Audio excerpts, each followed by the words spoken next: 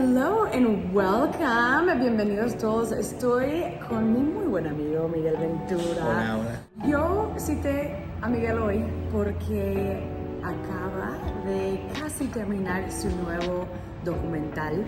Que el nombre completo del documental, ¿cuál es? Encontrando a Felipa Pot. En las haciendas nequeneras, azucareras de Yucatán, se seguía habiendo una forma de esclavitud encubierta, un peonaje que se basaba en un sistema de deudas.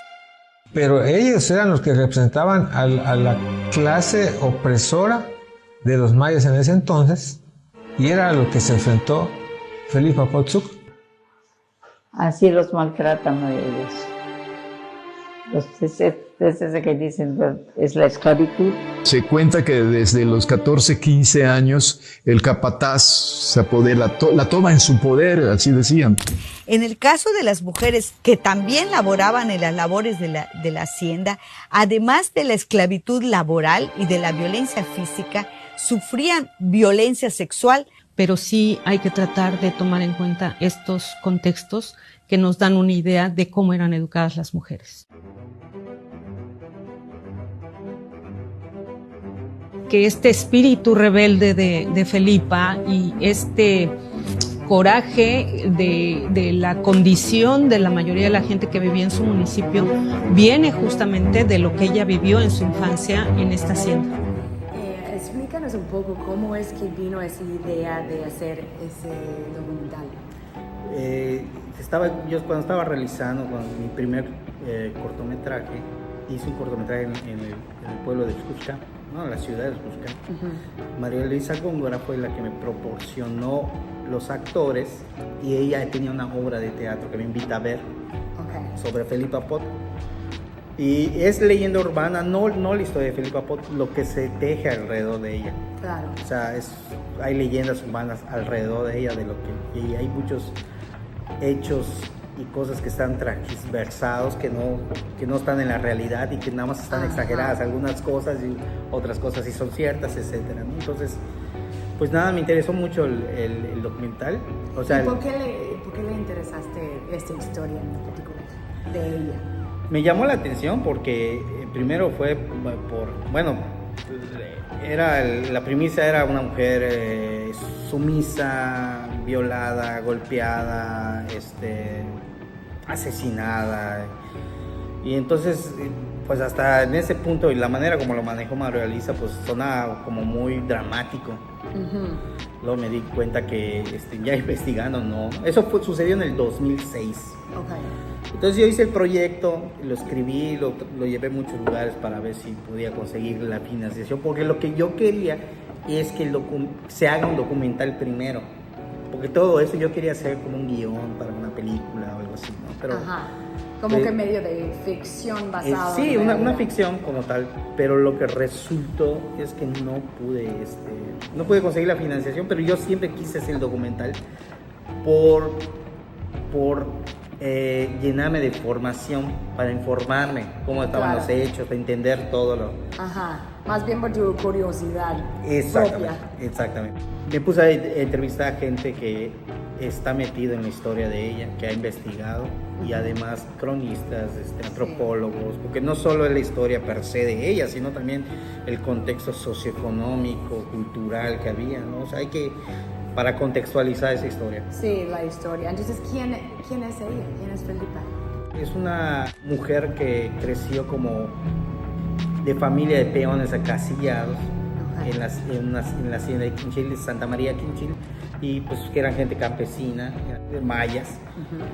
Y al final, pues para mí lo que representa a ella como mujer, una que no se conformó con cosas que ella quería, que le imponía su sociedad y su medio de vida, ¿no? O sea, para mí es una mujer valiente, que se enfrentó a muchas cosas. Entonces, pues ella con todo y el miedo se ve que se enfrentó, ¿no? Entonces se me hizo una historia muy interesante. Y se hizo activista, estaba promoviendo los derechos de su comunidad. De la mujer, los derechos laborales. La política se metió, ¿no? Sí. Al final. En esa época, en los años 30, las mujeres no podían votar en México. En el año 1936 la matan y pues la historia de ella se olvidó, la gente no hablaba de eso, de la vida de ella durante 80 y pico de años. 87, bueno, hasta la fecha como 87 años. 87 años, pues ya se ha olvidado de ella, se supone, ¿no? No, cuando en los años 40, 45 para ser exactos, había un periodista y escritor famosísimo que se llama Martín Luis Guzmán, y él hace por encargo de Lázaro Cárdenas, el presidente de esa época, que es el que implementó cambios en el país, le pide a Martín Guzmán que haga una recopilación de hechos de los maestros rurales que estaban con la nueva, la doctrina socialista para México. Él hace un recopilado de entrevistas de diferentes maestros y se llama el libro Maestros Rurales, donde ven los hechos que se enfrentaron ellos con la gente de poder. Y entonces él escribe y mencionan a Felipa Pot, que fue asesinada a pedradas por las mujeres de la comunidad, y lo menciona en unos párrafos. Al final te das cuenta que ese libro es que se empieza a generar más ideas falsas. Entonces todo el mundo pensaba que la mataron a pedradas, que la... Claro, siguen las leyendas urbanas. Sí, exactamente, que sí era una mujer violenta, revoltosa, alcohólica, o sea, un montón de cosas.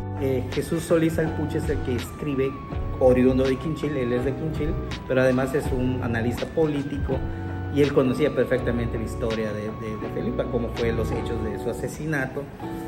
Y él escribe, fue uno de los primeros que escribe, al menos en internet, se empieza a conformar varios puntos de vista. Y lo que yo logré, o logramos con la gente que me dio las entrevistas, o sea, gente que sabía todo, pues recopilar los hechos y construir qué pasó realmente, o lo que se sabe que pasó. A mí me gustó mucho porque le presenté el primer corte a Jesús Solís Alpuche, que es el principal de los entrevistados, y uno de los investigadores. Él le mostré el documental, lo vimos, para que me dé su punto de vista, y lo único que me dijo, así, estaba muy emocionado, porque me dice, ahora lo entiendo más, ¿no? Porque a veces lo escribes, lo hablas, pero el ejercicio audiovisual, claro, es más poderoso. Es más poderoso. Y entonces, otro entendimiento. Sí, ya dice, ya veo más claro. Y termino aprendiendo cuando empiezo a realizar eso, porque hay cosas que yo empiezo a aprender. Claro. O sea, en que vas investigando, vas armando, tienes que entender las cosas, y no solo es el contexto, bueno, en este caso de Felipa, que es socioeconómico, sino también el factor narrativo. El documental es otra cosa que es otro ejercicio, ¿no? Y este es un largometraje. Lo que yo trato de hacer es ver la humanidad de las cosas. Exacto. Sin contar el color. Eso es lo que me encanta. Sí, exacto. Claro. Que es más humano. Y estás viendo regional o exactamente, o folclórico, ¿no? Algo así, no. Exacto. Estás hablando de algo humano, que hay sentimientos y emociones que lo puede pasar cualquier persona de cualquier país.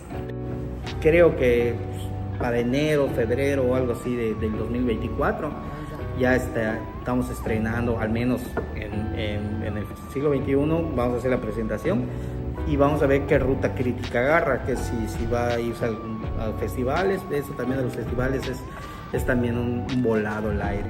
Entonces, pues estamos entusiasmados para hacer eso, también para aprender más de Felipa Pot, una mujer muy fuerte. Pot. Sí, Pot.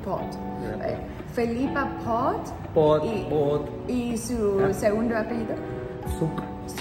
Pot, Suc. Ajá. Pot, Suc. Sí. Pues sí, de aprender de la vida de ella, que era una mujer increíble. Y aprender también de la historia de esa época, que también es sumamente interesante en la historia de México. De México. Sí. Y pues, por supuesto, en esa época Yucatán estaba en otro término, ¿no? O sea, no solo vas a aprender de la vida de ella, que es importante, sino que también el contexto social, económico, Claro. una vista a ese pasado de Yucatán. Pues muchas gracias. No, a ti, Miguel. a ti. Bueno, y les mantengo al tanto cuando vaya a estrenar la película. Obviamente voy a estar subiendo en todas las redes de Mid City Beat.